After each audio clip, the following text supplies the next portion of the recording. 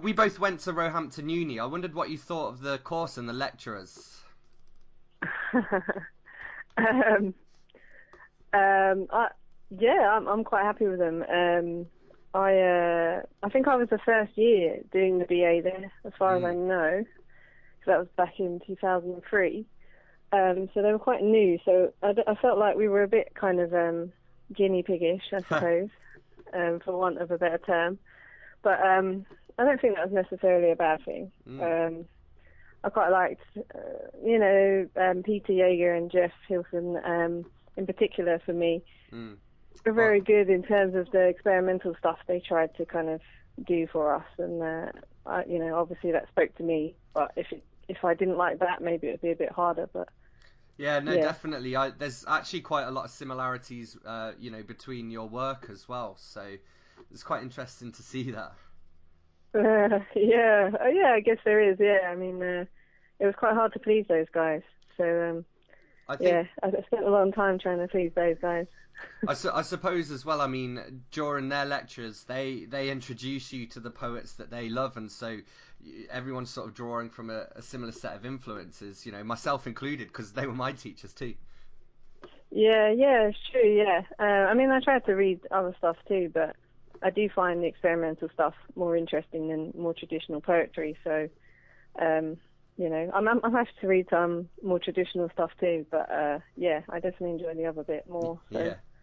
And it was there that you met Trini, wasn't it? Can you tell us a bit about how you two decided to make Street Cake? I don't know if you know that Trini sort of came to the UK pretty much just before she did her degree. So her English wasn't that good actually. Yeah. When we first met, so we actually during the BA we didn't really chat too much. I mean, we chatted sometimes because she's really nice. So it was more on the masters. I think when we both got a bit more confident and we started chatting one day and we I think we went to a poetry event for these guys who were also quite young called Opened, I think it is. And they were one of the only kind of places publishing experimental stuff at the time. I mean, we couldn't find that many. So we were just having a bit of a crazy chat one day, and we said maybe we should start our own magazine. And it was a bit of a joke at first, kind of like, oh yeah, as if we could. But and as well, we found a lot of places you submitted. It was kind of if you know someone, and we got a bit tired of that really. Kind of, oh, do you know this person? Do you know this person? And kind of, if you want to get published, sometimes it should be about your writing, not about who you are. So that kind fits of into your submission process, doesn't it, as well? Yeah, I mean, most of the time I don't read the biographies until I read the poetry. So I don't care whether the person's ever published before. It's just basically, do I like the poems? What's the hardest thing about running a lit mag?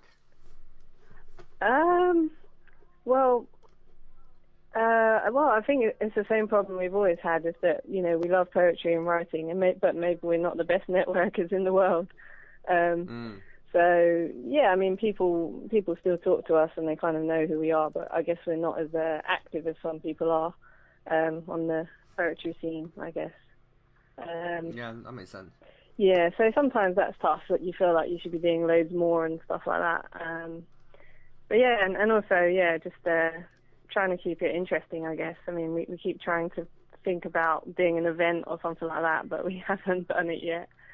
So, so the kind of activity level is sometimes tough. And in terms of your own work, could you just sort of summarize the sort of stuff that you write? I know it's a tough one. I don't know really. I guess it's more experimental than anything else, but it's not really. I think I like to be succinct, so I like to have really strong images in there, but at the same time, I don't always want it to be the most obvious sentence in the world. I think in my poetry I hide a little bit, whereas in fiction I don't really. So I don't really know. It's parts of my personality, I suppose. Yeah, that makes sense. And can you tell me a bit about, the listeners, I suppose, a bit about exits and origins, and also how do you pronounce it with the slash in the middle? Is it exit/origins or? No, yeah, I just did it together as exits origins. Yeah. Yeah. Yeah, that's quite a long time ago that now, I guess, but need to get something else out there. Yeah, I mean, I didn't really have that many kind of, rules when I was writing that. Just I tried to start everything sort of in the middle of a sentence or with something I'd overheard and stuff like that. So that was really the only rules I had for that. So that's why they're all a bit sort of random in many respects. It doesn't have most connections going on in there. Yeah, yeah. And you worked with Knives, Forks and Spoons on that, didn't you? So what are those guys like? And are there any other small presses that you like the work of? Oh, Knives, Forks and Spoons are absolutely lovely. The guy who runs it, Alec Newman, is so nice. He was just so nice to me and really helpful. And when I sent him my stuff, he even formatted a couple of them for me because he said, "Oh, I think this would look better like that" and stuff. So he did a bit of work on that. Yeah, he's just been really nice, and they publish so many great people. So it's not like you're embarrassed to say who published it. I'm always having a look on their site and trying to find other people to read, actually. So, and sometimes he publishes someone that we've published in Street Cake, which is quite funny. Oh, right. So he's like, "Oh yeah, I saw him in Street Cake," and I was like, "Oh, good." So yeah, and there's definitely some good ones going around now. I mean, in particular, there's a guy. I think I might have mentioned it to you before, but there's a guy in America, this young guy, and he's so prolific in terms of all of his work that he's doing with poetry. And he's got one website called Nostrovia, I think it's Nostrovia Poetry. And now he's started up another press called Walking is Still Honest, which is also very good. Yeah, so they're good. There's a couple of others bouncing around, kind of particularly good ones.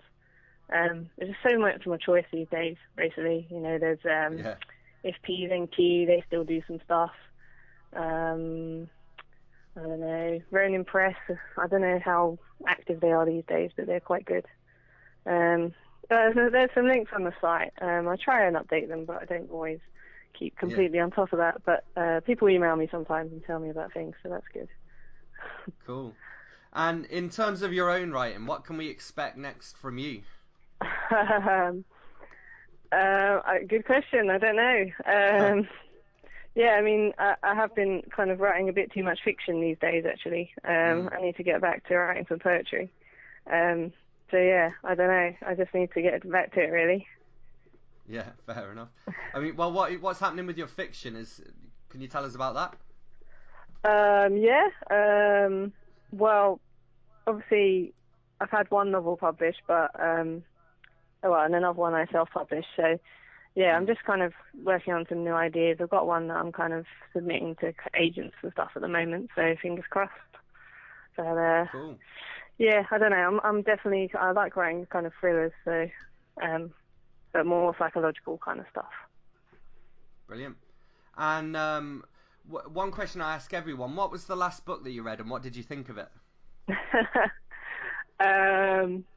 Well, actually, I was rereading Raymond Chandler. I'm a bit obsessed with him at the moment.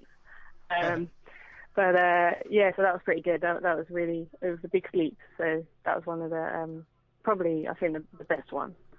And it's just great. I mean, people think that he's it's just a thriller, a quick, easy read, but he's a really intelligent guy. And his grammar is amazing. there's some substance to it. Yeah, definitely, and it's just hilarious. So yeah, I was rereading that, so that was pretty good. And how important would you say reading is to writers and perhaps poets in particular? Oh, absolutely essential.